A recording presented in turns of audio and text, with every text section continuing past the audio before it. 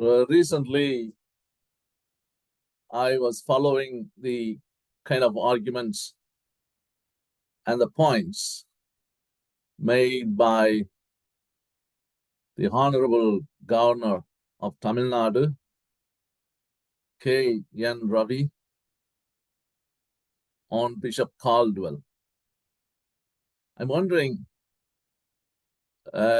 what prompted him on these comments. There is an agenda to split the people in Tamil Nadu on the basis of their faith and create a tension. But it is a bit more than what it is. And the comments are at times looking very uneducated, but intentional, but also brings questions about his credibility. I was reading through his positions before, like the head of many offices in the government of India, how such posts were held by the governor with such an ignorance. This is what I like to highlight in my video. Let me brief you what is going on here. The governor of Tamil Nadu, Honorable K.N. Ravi, made some comments, which you can watch in other videos, about Bishop Caldwell, as if he is uneducated and also about his background. Even those words cannot be mentioned. It's important to notice his comments, particularly about East India Company and Bishop Caldwell. Of course, the missionaries came to persuade other people to welcome to Christianity. Even today, Christians cannot hold the joy to themselves. They have to share the joy of their faith and invite others to join in that joy. And he says East India Company is completely trying to destroy Sanatana Dharma and encouraging missionaries to convert non-Christians to Christianity. It's not necessarily true. This is the first point of his ignorance. East India Company were not letting missionaries to come to India. And even if they were allowed, and they were basically allowed either through official mission agencies like USPG or SPG or CMS, which were part of Church of England and which were part of government in UK. So these were the missionaries were allowed in less numbers.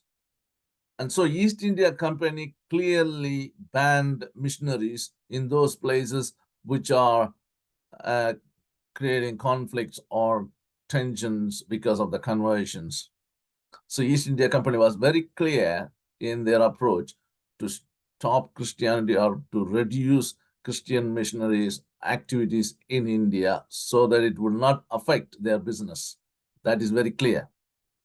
Secondly, coming back to Caldwell, when he wrote this book, it was not first time. And there was a Church of Scotland missionary scholar who presented a paper at Madras Christian College, who mentioned first Dravidian in his paper. One has to realize it. I can give you the name. I think I have the conversation with Professor Duncan Forrester at the University of Edinburgh, who mentioned very often him. And it is very important that Bishop Caldwell became aware through such a kind of interactions at Madras Christian College. And then he does a research to collect evidences to make a case. And of course, Bishop of Tirunelveli has clearly given evidence to show the background of Caldwell, his education, his eminence, his kind of high caliber that he obtained through various ways. And so K.N. Ravi's argument is out of his ignorance. My problem is not uneducated ignorance. My problem is with articulated ignorance that this government, particularly the central government, sadly putting pressure on such kind of people like governors to articulate and put it in the public space. If this is done by governor himself, he must be withdrawn by the central government on the basis of credibility. If people say something as a myth or something out of ignorance, something without proper evidences, proper caliber, proper research, proper knowledge of people or their content, then I think what is the point of having such a high profiled officers there? And if it is from his own unresearched, articulated, ignorant position, then he must be withdrawn from the post of governor by the central government. And even the Christians should consider filing a case how a highly public holding officer can speak such kind of talk and venom against particular minority groups without solid evidence, without consulting the history of the person or even of the dominant views held by people.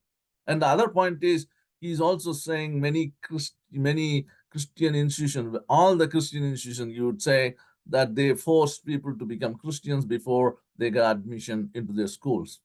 And I think you should go and look into the BJPs or other Hindutva groups where leaders are basically educated and they declare themselves proud of being educated in such institutions. And they never were told to become Christians, and they never were encouraged even to participate in Christian activities.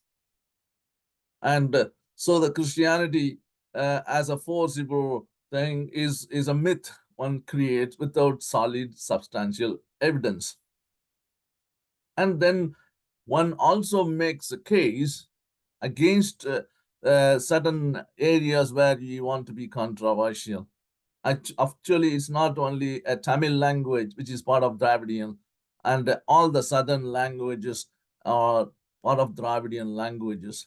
And where it's clear that grammatically there is a difference, and it's well established by many of the people, the Indo-European language, kind of later evolution in the journey of Aryans, while the Dravidian language was one of those earliest speaking. It starts from sound, it starts then to kind of speech, and then it comes to writing. And that is the way it evolves as it is described in the earliest document, including Silapadiyaram.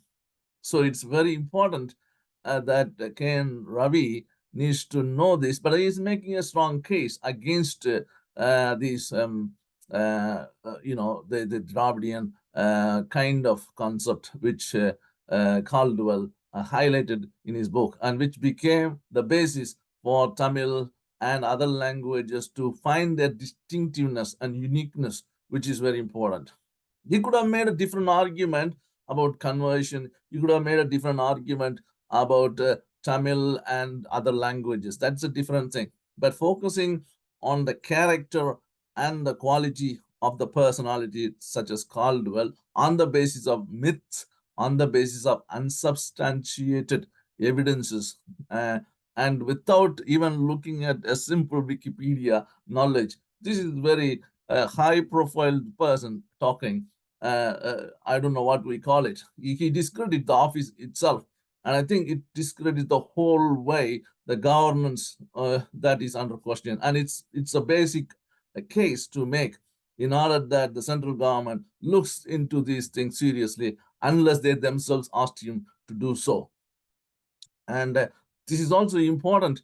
The Caldwell has made a contribution not only to the linguistic comparison. In fact, if you looks into Caldwell's argument, Caldwell was highly appreciating Indo-European language as a highly evolved culture, kind of people who are looking for culturally, well-developed people. That is also the opposite intention of Caldwell, to show that the Dravidian languages have their own structure, but that is the kind of better language and better superior understanding. But he didn't even recognize that in his own reading of it. And that is the problem of people, superficially trying to challenge a particular language and the people, and put down the kind of marginal communities in this way. And he should not be actually allowed to develop myths and articulated ignorances in this way. And I think I'm showing my support to our Christian brothers and sisters in Tamil Nadu and elsewhere, showing a kind of expression of their anguish against such a highly held official speaking in this way without preparing himself a proper talk. And I think this is important for all the Christians around the world to know this, that this is an agenda of particular individuals and possibly particular parties to circulate an articulated myth, an articulated ignorance about particular linguistic groups, particular religious communities, and which is actually it should be not encouraged. And on the basis of myths, on the basis of unsubstantiated evidences, and so this must be either a kind of a reiteration or kind of withdrawing those talks, asking an apology, or withdrawing the person who is discrediting the office of the governor itself in India. And I think this is important for even the government of India, who wants to keep a high profile and around the world, showing a positive image. And I think it's important for them to very seriously consider our Christians' plea in southern Tamil Nadu, or in Tamil Nadu, to look into this matter. Thank you.